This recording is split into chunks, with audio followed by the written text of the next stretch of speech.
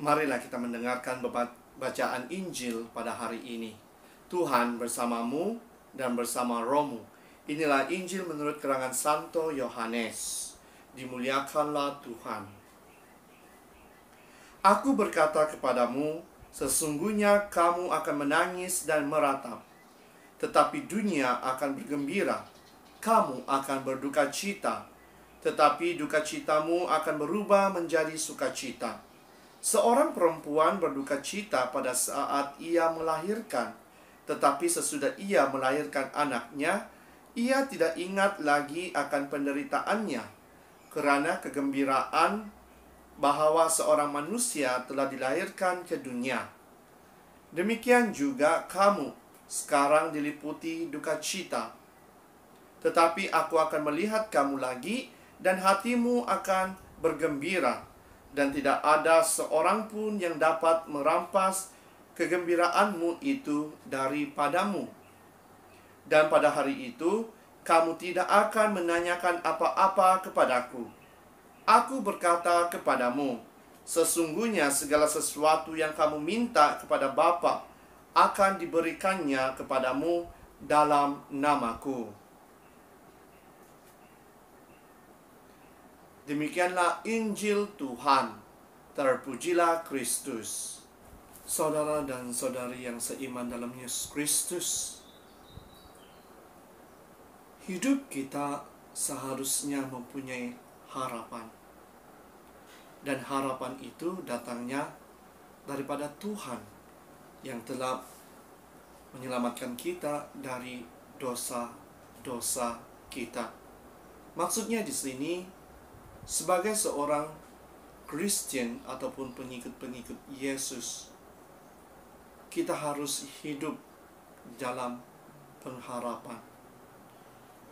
Dan melalui pengharapan ini, saya percaya bahwa kita harus merasa gembira karena Yesus ada di dalam diri kita.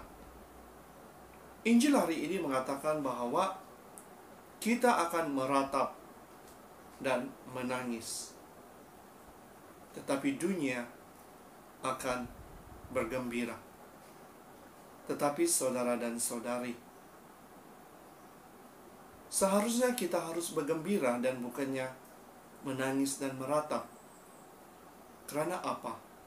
Karena roh kebenaran yang diturunkan kepada kita akan berkarya dan akan membuat kita untuk terus memuji dan memuliakan Tuhan di dalam kehidupan kita setiap hari. Saya tahu pada saat ini, pada masa ini, banyak di antara kita yang berasa risau, berasa takut dengan keadaan dunia pada saat ini. Tetapi saudara dan saudari, jangan karena kerisauan dan ketakutan kita itu membuatkan kita jauh daripada Tuhan. Tetapi kita harus berdoa dan meminta agar Tuhan campur tangan di dalam kehidupan kita, agar kerisauan dan ketakutan itu tidak membuatkan kita jauh, malahan tambah mendekatkan diri kita dengan Tuhan. Kita harus tahu bahwa mengikuti Yesus bukanlah perkara yang mudah. Mengikuti Yesus bukanlah melalui jalan yang lurus, karena banyak cobaan dan dugaan yang harus kita rintangi. Tetapi persoalannya, adakah kita tetap setia di dalam perjalanan kita sebagai seorang Kristen? Ataupun bila kita jatuh, bila kita lemah, bila cabaran dan dugaan datang, kita mula mencari Tuhan yang lain.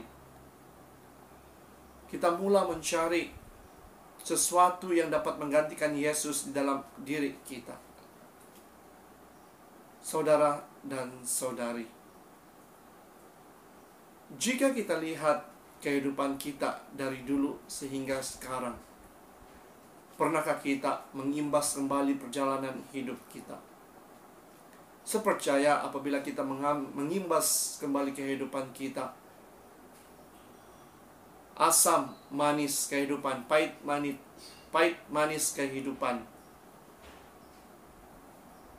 Saya percaya semuanya ini ada di dalam kehidupan kita, dalam diri kita. Tetapi pernahkah kita melihat kembali, menghimbas kembali, merenung kembali, dan kita mengatakan, terima kasih Tuhan di atas langkahmu, di atas bimbinganmu yang Engkau berikan kepada saya, kepada kami, sehingga apa yang kita ada pada saat ini. Pernahkah kita bersyukur dan berterima kasih kepada Tuhan di atas anugerah yang diberikan kepada kita?